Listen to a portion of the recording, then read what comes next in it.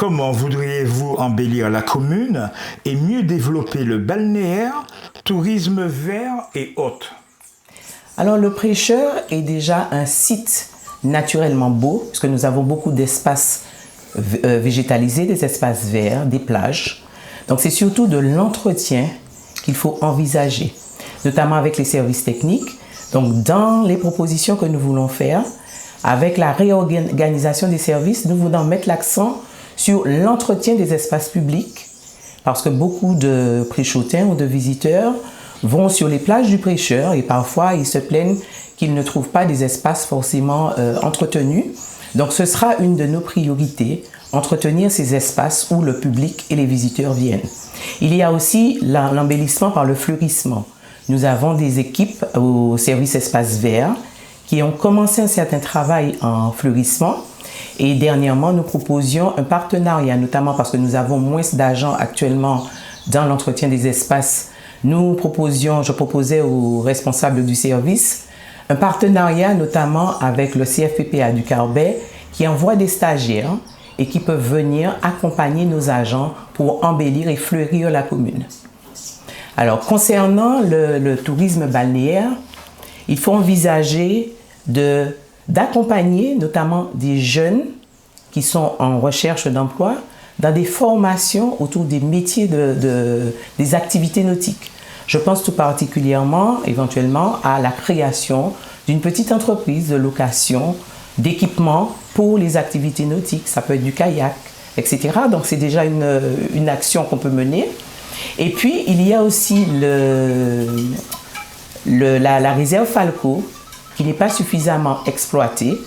Donc, dans les projets que nous voulons proposer, c'est d'accompagner des jeunes qui seraient volontaires pour s'initier à la plongée, pour devenir moniteur de plongée, pour qu'ils puissent, comme ça se fait dans d'autres secteurs, accompagner des visiteurs et des touristes sur les sites pour découvrir les fonds marins.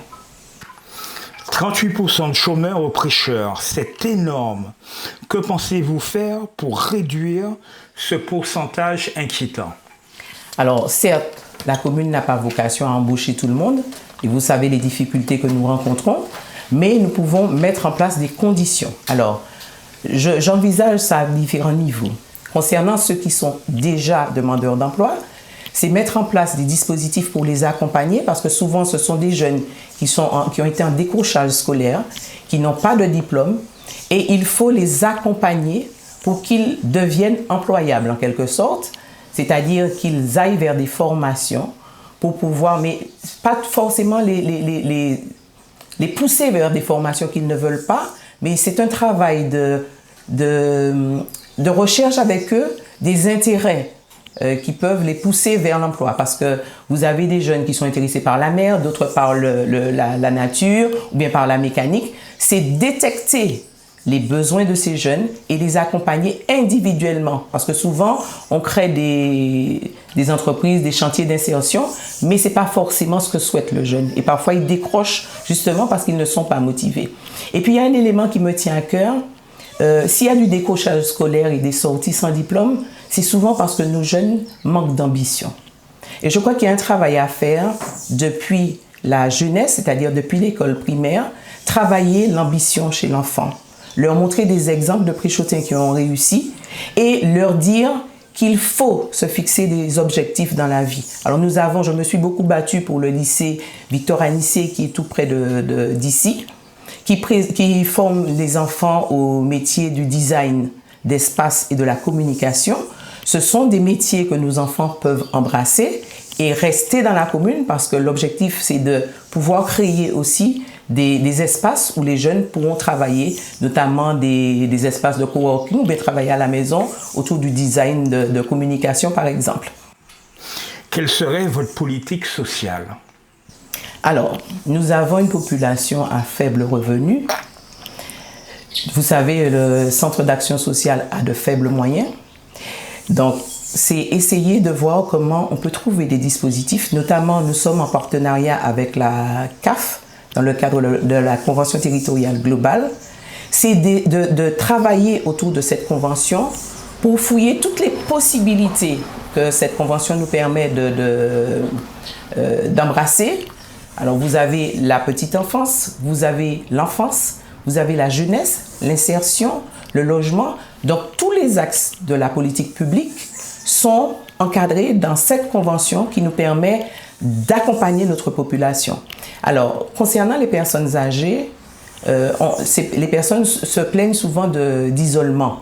Donc c'est voir comment avec des actions dans le cadre de la cohésion sociale. Parce que nous allons revenir sur les personnes âgées. D'accord. D'accord. Sur quoi voulez-vous mettre l'accent pour un meilleur épanouissement des jeunes?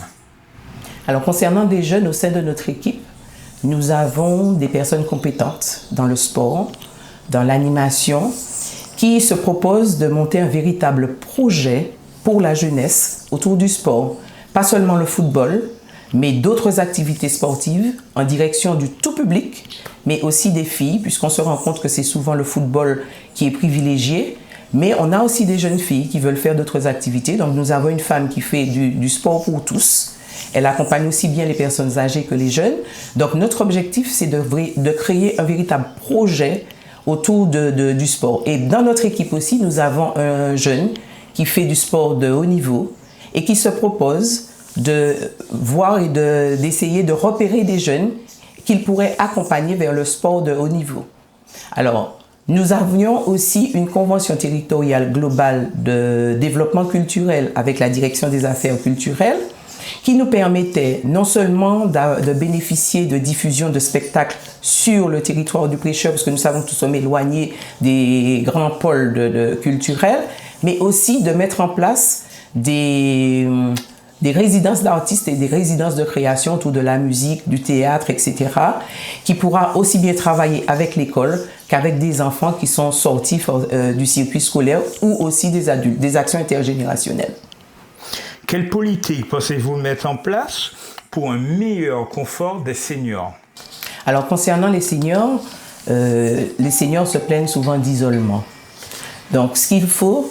Alors, nous avons actuellement, au sein de la municipalité, nous avions acheté un bus solidaire qui permettait gratuitement d'assurer les déplacements des personnes âgées dans la commune, à travers les différents quartiers. Malheureusement, comme nous ne pouvons plus embaucher la personne qui assurait ce transport, le bus ne fonctionne pas en ce moment.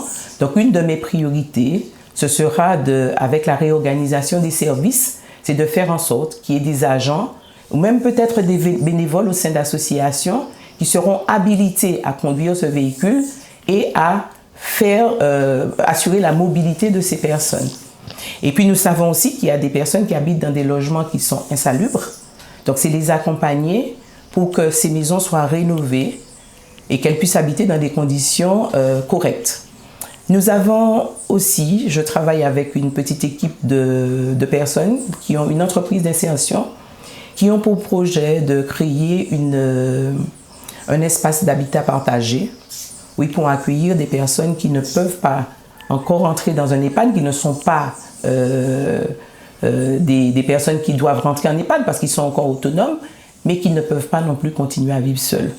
Donc ce sont des actions qu'on peut mener en direction des seniors pour pouvoir améliorer leurs conditions de vie. Vous faites partie de la majorité du maire, mais vous vous présentez face à lui. En quoi a-t-il failli? Alors je vais rectifier, je pense que c'est le maire qui se présente face à moi, dans la mesure où le mouvement auquel nous appartenons m'a élu pour être la tête de liste.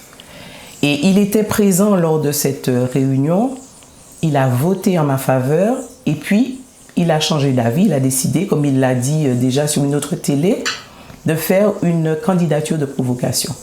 Alors, pourquoi il n'a pas été choisi? Parce qu'il a été totalement absent pendant la première partie du temps où il a remplacé Marcelin Nadeau, les 2 premières années. Pour des raisons de santé, ça, je ne reviens pas dessus. Mais même quand il était là, la population s'est plainte de ne pas le voir. Or, nous avions un projet politique basé sur la démocratie participative et je crois qu'il n'a pas impliqué. On l'a vu fonctionner. Il n'est pas allé vers la population, il n'y a pas eu de proximité. Même nous, en tant qu'élus, je l'ai interpellé pour lui demander qu'on puisse faire de temps en temps une réunion avec les élus parce que nous avons besoin de partager des informations.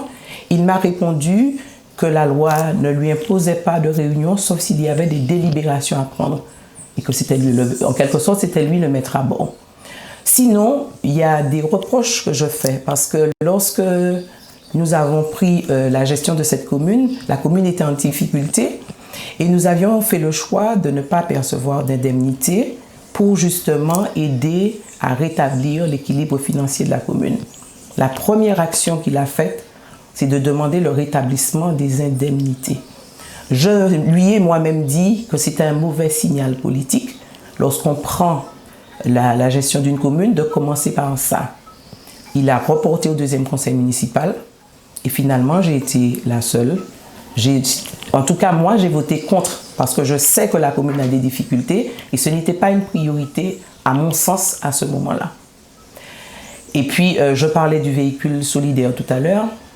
Je me suis rendu compte que si la population ne peut pas bénéficier de ce véhicule, que le maire actuel utilise ce véhicule comme véhicule, je dirais, personnel de service, alors que ce véhicule n'était pas destiné à ça. Donc c'est tout un tas de choses qui vont à l'encontre des valeurs et du projet politique qu'on s'était fixé et qui a fait aussi que le groupe ne l'a pas choisi parce qu'il ne respectait pas les orientations politiques que nous nous étions fixées.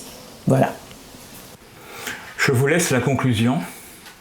Alors oui, je dirais que ma candidature, elle est motivée par mon désir, ma volonté de poursuivre des actions que nous avons commencées qui sont importantes pour le prêcheur, notamment en termes de sécurité de la population, puisque nous sommes confrontés à des lahards, l'érosion côtière.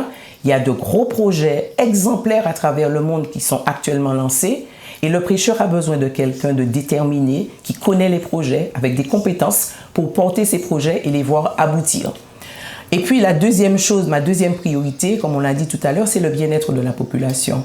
Et je compte m'appuyer sur ce dispositif de la Convention territoriale globale qui couvre tous les aspects de la politique publique municipale et qui nous permet notamment de travailler sur un axe qui est la cohésion sociale à travers l'espace de vie sociale. Parce que dans notre projet, ce que nous voulons, c'est faire revivre les quartiers, ramener la vie au sein des quartiers. Parce que c'est le lieu où la démocratie est mise en œuvre, où on parle directement à la population, aux hommes et aux femmes des quartiers. Et à partir des quartiers, on peut refaire vivre les comités de quartier, les fêtes de quartier et créer une dynamique, une véritable cohésion, la solidarité pour nous continuer à vivre. Il y en a l'autre, il y en a pilote, pour c'est l'amour qu'amène nous. Voilà.